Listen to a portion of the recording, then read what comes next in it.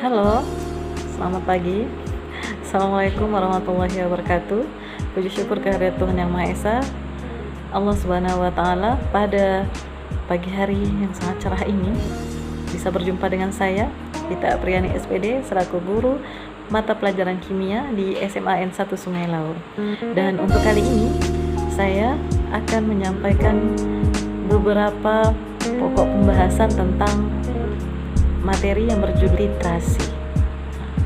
Nah, mungkin ada yang asing dengan kata titrasi. Untuk selanjutnya,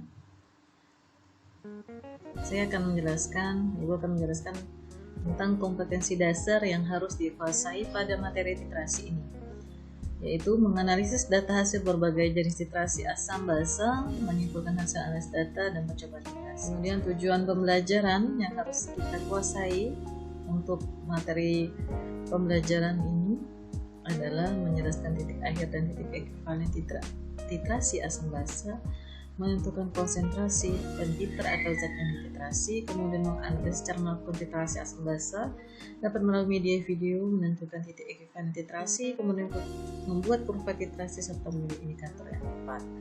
Ini untuk pembelajaran ketika kita melakukan dengan tatap muka yang harus kita peroleh, yang harus kita raih. Bagaimana proses pembelajarannya, tahapan-tahapan yang harus kita raih untuk mencapai agar tujuan pembelajaran ini tercapai. Oke, langsung kita masuk kepada materi, yaitu titrasi asam basa. Titrasi asam basa ya, berarti ada dua indikator sebenarnya. Di titrasi asam basa adalah prosedur yang dilakukan untuk menentukan kemolaran atau kadar suatu asam ataupun kadar suatu basa berdasarkan reaksi netralisasi, berarti ada netral, berarti penetralan. Jadi itu yang dimaksud dengan titrasi asam dan basa. Nah, ini adalah komponen titrasi. Di sini ada klaim dan statif yang kita gunakan, ada labu Erlenmeyer, dan pastinya ada larutan. Nah, untuk yang A ini adalah 50 ml dari 50 ml larutan NaOH. Yang kedua adalah proses bagaimana kita memutar bahan yang akan dititrasi. Kemudian yang terakhir, terjadi perubahan ketika kita mencampurkan suatu larutan. Ketika dicampur, namanya campuran berarti terdapat dua campuran sebuah larutan, sehingga ketika terjadi kita aduk perlahan, ya, kita goyang perlahan sehingga terjadi perubahan warna, karena dari awalnya putih hingga akhirnya menjadi ungu. Nah, apa yang terjadi ketika proses dari awalnya jernih berubah menjadi ungu, dari ungu muda, kemudian setelah digoyang perlahan-lahan larutan itu berubah menjadi ungu. Nah, sebelum kita masuk dalam pembahasan itu, ada beberapa istilah penting yang kita gunakan dalam titrasi asam basa. Nah, yang pastinya pertama adalah pentiter. Apa sih pentiter? Nah, pentiter adalah zat yang mentitrasi suatu asam basa yang akan ditentukan kemolarannya. Yang kedua adalah daerah perubahan pH yang drastis.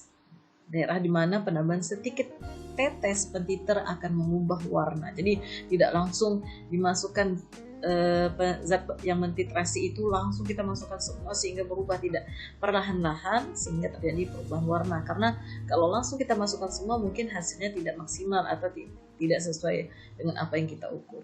Yang ketiga adalah titik ekivalen. Titik ekivalen di mana terjadi titik di mana asam dan basa tepat habis bereaksi. Jadi titik di mana asam dan basa tepat habis bereaksi larutannya. Kemudian terakhir adalah titik akhir titrasi.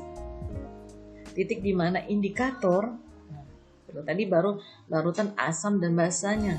Sekarang kita memasukkan indikator asam atau basa sehingga di titik akhir titrasi mengalami perubahan warna seperti gambar sebelumnya. Dari warna putih tadi berubah menjadi ungu ketika dimasukkan suatu zat yang maksudnya zat yang mentitrasi, dan kita gunakan indikator asam dan basa. Ini masih tetap semangat ya. Nah, dari tadi kita bahas terus masalah indikator asam dan basa. Sebenarnya apa saja sih indikator asam dan basa? Kemudian bagaimana track pH-nya? pH itu ya, pH.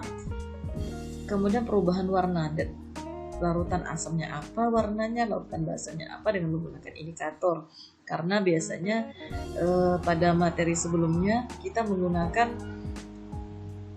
indikator menggunakan kertas lakmus ya, ataupun menggunakan indikator universal. Kan kemudian ada juga sebelumnya di materi larutan asam dan basa sebenarnya kita menggunakan berbagai indikator. Nah, di sini pada materi titrasi kita menggunakan banyak indikator asam dan basa. pH. Masih ingat kan untuk pH? pH kurang dari 7 itu termasuk asam. Sedangkan ketika pH lebih dari 7 maka larutan tersebut termasuk basa. Nah, untuk indikator asam dan basa, misalnya saya contohkan lakmus merah. Lakmus merah track pH-nya kurang dari 7, berarti dia masih termasuk asam. Jika larutan asam, maka dia tetap merah. Sedangkan larutan basa, maka larutan tersebut tetap berwarna biru. Kemudian kita contohkan lagi phenolphthalein antara 8,3 sampai 1000. Untuk larutan asam, ketika diberi indikator tersebut maka tidak berwarna, tapi ketika larutan basa berubah menjadi warna merah muda. Nah, seperti itu ya penjelasannya. Mudah-mudahan lebih paham lagi ketika kita mengetahui mungkin lebih ke dalam percobaan atau melakukan proyek di dalam laboratorium. Indikator asam basa ini untuk warna ya, metil merah, kemudian phenolphthalein warnanya. Jadi semakin pH-nya semakin ke kanan semakin ungu. Jika phenolphthalein dari ke kanan semakin dari putih sampai ke kanan pink muda ya, muda. Kemudian kalau bronchimol biru ya semakin biru ya pastinya. Bronchosol hijau semakin biru juga. Kemudian indikator universal. Nah, indikator universal ini ada beberapa warna seperti itu. Ini adalah warna yang ditunjukkan dalam indikator asam dan basa. Nah, karena tadi kita bahas tentang titrasi, bagaimana kita mengetahui kadar dalam suatu reaksi. Berarti agar lebih teliti maka kita menggunakan rumus titrasi. Untuk asam basa monovalen maka rumusnya Ma dikali Va dikali Mb dikali V. Sedangkan asam bivalen dikurang basa monovalen. Asam basa divalen rumusnya Ma dikali Va sama dengan Mb dikali Pb. Atau basa divalen dikurang asam monovalen, yaitu Ma dikali Va sama dengan 2 dikali Mb dikali Vb karena divalen, depannya di berarti 2. Nah, untuk grafik titrasi ada berbagai macam ya, karena kita mentitrasi beberapa larutan dari asam kuat, basa kuat, asam lemah, basa lemah. Nah, untuk titrasi dari asam kuat dengan basa kuat, kita lihat kurva titrasi. Ini zat pentiternya adalah basa kuat, maka daerah perubahannya. Nah, dari 4 sampai ke 10 Titik ekuivalennya, titik akhir di mana larutan asam dan basanya tepat habis bereaksi di pH titik ekuivalen 7. Indikator yang digunakan adalah metil merah, brom timul biru, dan phenolphthalein agar lebih tajam warna yang digunakan. Selanjutnya adalah jenis grafik titrasi basa kuat dengan asam kuat. Nah, basa kuat dengan asam kuat, zat pentiternya adalah asam kuat. Nah, daerah perubahan terjadi drastis antara 4 sampai 10. Indikator yang digunakan adalah metil merah, bisa, kemudian brom timul biru, dan phenolphthalein agar lebih tajam. Selanjutnya, asam kuat dengan basa lemah. Nah, pH-nya berapa? Dari 4 sampai 7 sini. Sedangkan titik ekuivalennya antara 5 dan 6. Yang selanjutnya adalah basa lemah dengan asam kuat. Nah, basa lemah dengan asam kuat berarti zat pentiternya apa? Zat pentiternya adalah asam kuat karena pH-nya daerah perubahan drastisnya yaitu 5 sampai 6. Maka titik pH ekuivalennya adalah 5 sampai 6. Indikator yang dapat digunakan adalah metil merah. Selanjutnya adalah basa kuat dengan asam lemah. Zat pentiter adalah asam lemah. Maka titik ekuivalennya antara 8 sampai 9. Maka pH perubahan drastis adalah 7 sampai 10. Nah, indikator yang digunakan adalah phenolphthalein agar lebih tajam warna yang kita gunakan. Asam lemah dengan basa kuat yang zat pentiternya adalah basa kuat, daerah perubahan pH drastisnya 7 sampai 10. Maka pH titik ekuivalennya 8 sampai 10. Nah, seperti itu. Maka indikator yang digunakan adalah phenolphthalein. Nah, ada beberapa tadi untuk jenis grafik titrasi yang akan kita gunakan di dalam proses titrasi asam.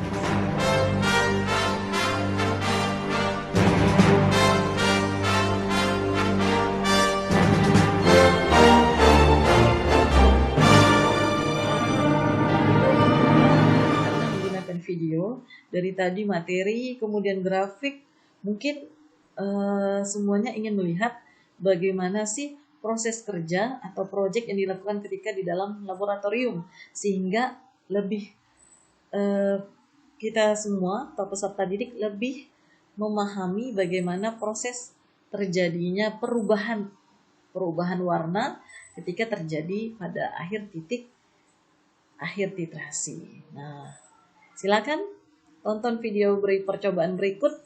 Jangan lupa, jangan sampai ketinggalan dari awal sampai akhir. Dan saya ingatkan kembali untuk tetap semangat belajarnya, tetap optimis.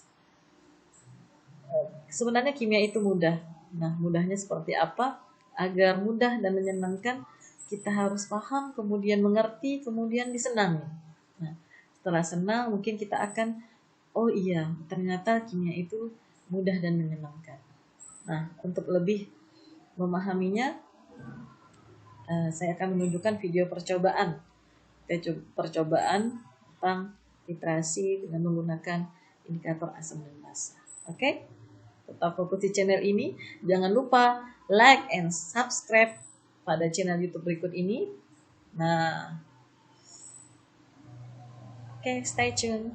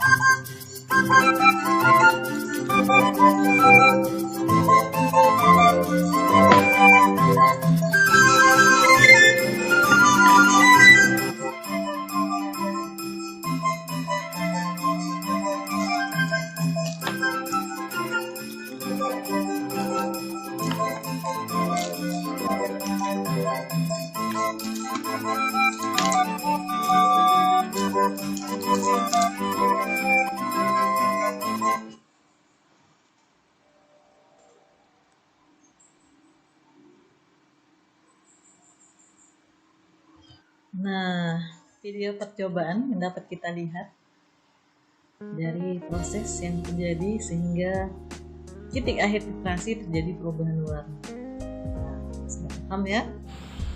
Nah, bagaimana para peserta didik semuanya? Semoga sudah lebih materi ini bisa bermanfaat untuk kita semua dan bisa juga diaplikasikan dalam kehidupan sehari-hari.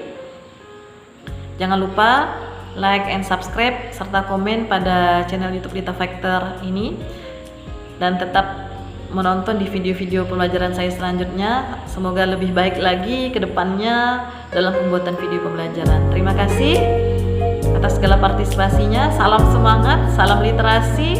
Assalamualaikum warahmatullahi wabarakatuh. Selamat pagi.